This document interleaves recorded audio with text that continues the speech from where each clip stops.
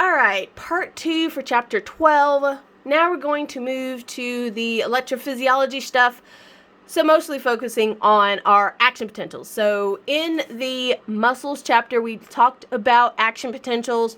We looked at our depolarization and repolarization. So for this section, we have another piece to add to that. So this is action potential type number 2.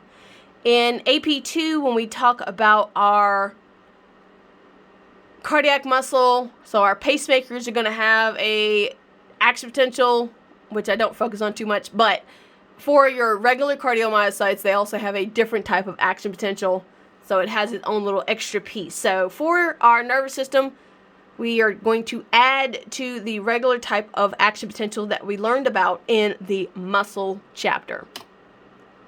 Okay, so again, we have a difference in charge between the inside and the outside of our cell, and that is our resting membrane potential. When there's no action happening, it's more negative on the inside of our cells. So for a neuron, its charge difference is about negative 70 millivolts. And when you have that flow of ions that causes an electrical current, that's going to cause the action potential to trigger. So going back to our same pictures, very similar, except for different resting membrane potential. So at rest, outside's more positive, there's an excess of sodium on the outside. Inside is more negative, there's an excess of potassium on the inside. So for your sodium-potassium pump that helps to set up this gradient, and yes, you do need to know this for the test, your sodium-potassium pump moves 3 sodiums. So one way of remembering this versus the 2 potassiums. For sodium, you make 3 lines to make the A. For potassium, you only use 2 lines to make the K. So maybe that might help. Okay, so that pump is necessary to set up those gradients.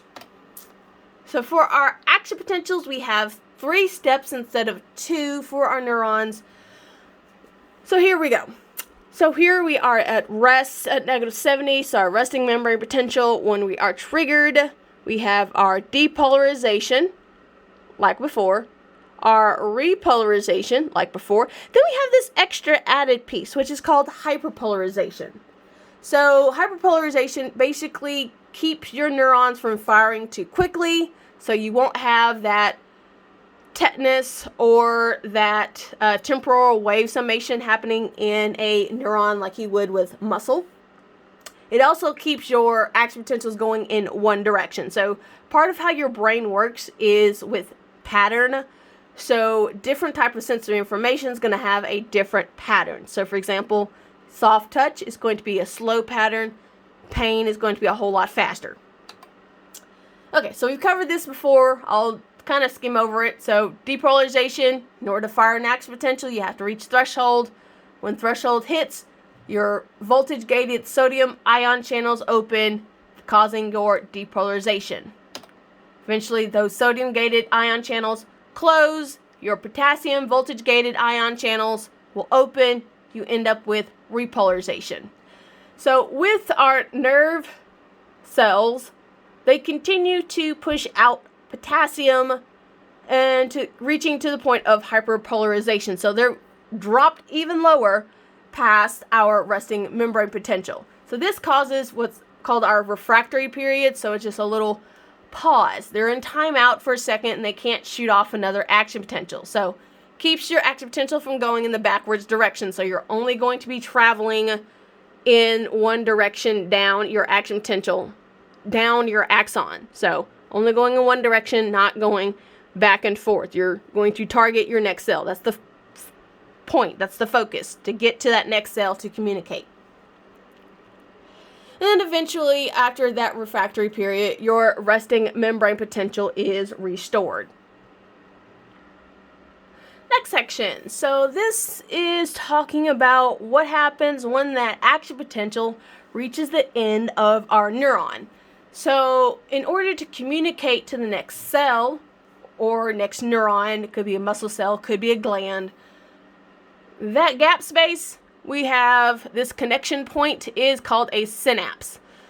So we're actually going to look at how our neurons go from a electrical signal to a chemical one, which are neurotransmitters, and then ways that could be adjusted, even though the neuromodulator portion isn't on the test. And then how do we stop a signal? Because you can have the initial command, but eventually you need to stop it because you don't need to continue the same command.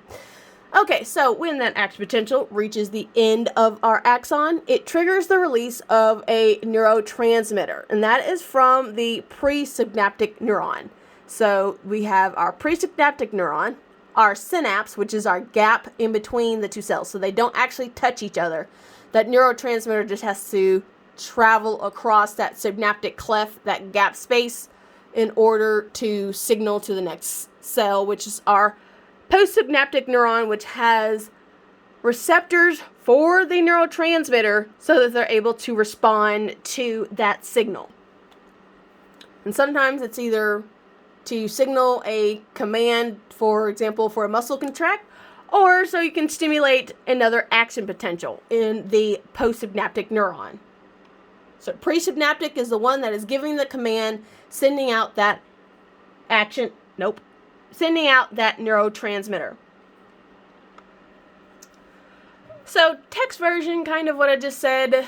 Again, our presynaptic neuron is going to have the neurotransmitter, so it has synaptic vesicles waiting in that axon terminal, ready to be stimulated to be released. When it does, that neurotransmitter goes across that synaptic cleft, so that gap space, to bind to receptors on our postsynaptic neuron, which those receptors are ligand-regulated ion gates, usually, and so it's that change in flow of those ions that's going to cause and trigger, possibly, we'll get to that in a second, another action potential in your next neuron. So, neurotransmitter is the ligand. Our receptor on our postsynaptic neuron is the receptor. So that's just showing a picture of, you can have a bunch of presynaptic neurons synapsing on our one neuron. So the darker gray, orangish color is our postsynaptic neuron.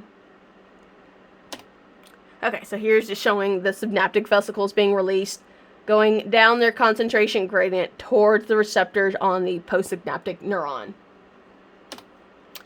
Okay, let's look at some common neurotransmitters. So we have acetylcholine. It's in a class by itself because it's shaped in that form. And that's the only one that we have that's shaped like that. So it's just the acetylcholine section. Some neurotransmitters are amino acids.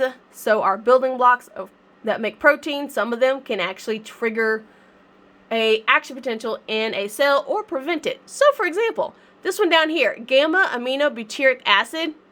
No one says that. It's just called GABA. So this is one of your inhibitory neurotransmitters. So you're going to be less likely to fire off an action potential.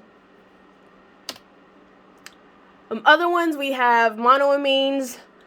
So they are a form of amino acids. So for example, epinephrine, norepinephrine, also called adrenaline and noradrenaline. You've heard about dopamine is in this category. Histamine, so if you have allergies, your Benadryl or whatever allergy medicine is blocking that signal. ATP could be a signal, as well as serotonin levels. So remembering, you eat your chocolate cake or whatever you really like. You get your serotonin boost, make you happy. You get your dopamine boost, so you're also addicted to it. So you end up eating more chocolate cake. Okay, second to last section. Purines are also in this category, can be used as messengers. You also have some gases that can diffuse into the cell, and that actually is able to trigger your action potential. So for example, nitrous oxide, that's the sleepy gas or the funny gas that you have when you're like at the dentist and they kind of make you a little goofy, so you're not paying attention to the procedure going on. Carbon monoxide can also go across our plasma membrane and affect neurons. So, for example, when you have a gas appliance in your house and the gas fuel doesn't completely burn, so incomplete combustion, that's it.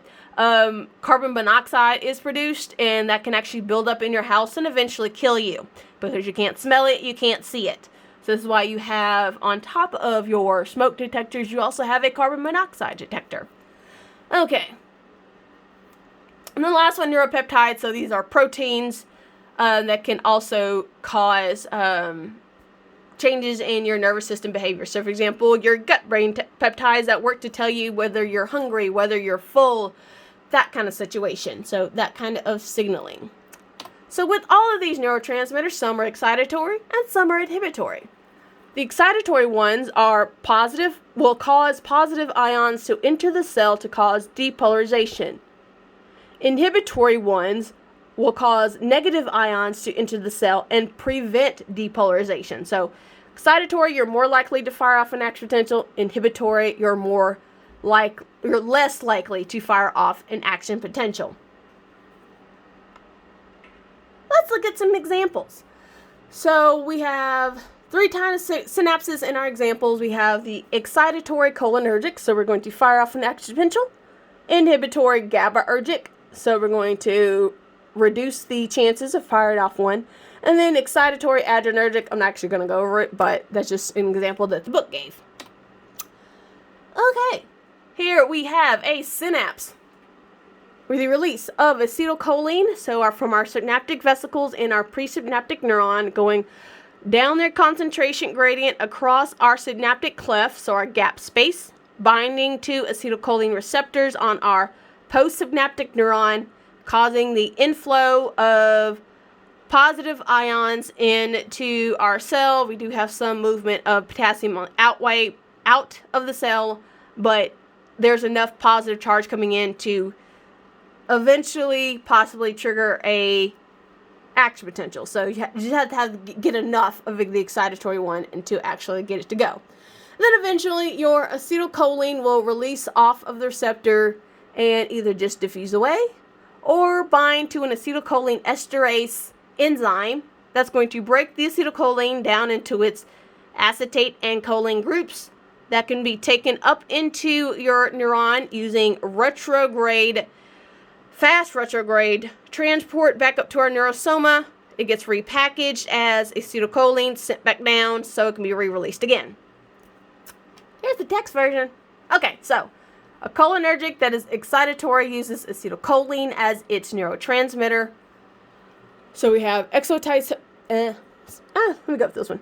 You don't need to know this for the test. I'm going to say it anyway. So in order to release neurotransmitters from your axon terminals, there is a voltage-gated calcium channel at the end of that axon terminal that when calcium comes into the cell, it allows for excitatosis, which helps to release our neurotransmitter, in this case, acetylcholine. Acetylcholine binds to receptors. There is a diffusion of ions going down their concentration gradient, but there's enough sodium coming in to cause it to reach threshold, so it's going to depolarize, eventually fire off an action potential. And this is the last bit for this chapter. So a opposite example is a inhibitory, so less likely to fire off an action potential, GABA-ergic synapse. So the neurotransmitter is our gamma-aminobutyric acid, GABA for short. Same situation with the acetylcholine. You're going to release the neurotransmitter using excitatosis. That GABA goes across our synaptic cleft. It binds to receptors on the postsynaptic neuron. In this case, the receptors are negative ion chloride channels. So that negative charge is going to go into the cell. When that negative charge goes into the cell, it makes the inside of the cell more negative and therefore less likely to fire off an action potential. So you're going away from threshold, so making everything even more negative. Okay, last bit for chapter 12. So we've had our binding of our ligand neurotransmitter to our receptor. Now we got to stop this signal. So eventually that neurotransmitter releases off of the receptor, and sometimes you can have diffusion where the neurotransmitter just goes down its concentration gradient away from our synaptic cleft. Some neurotransmitters can just be reabsorbed using endocytosis.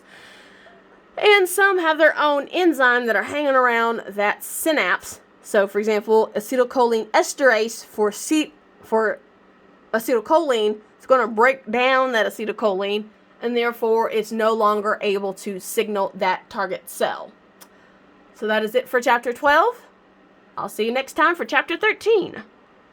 Or I do chapter 14 first, then chapter 13. Something like that. Anyway, see ya.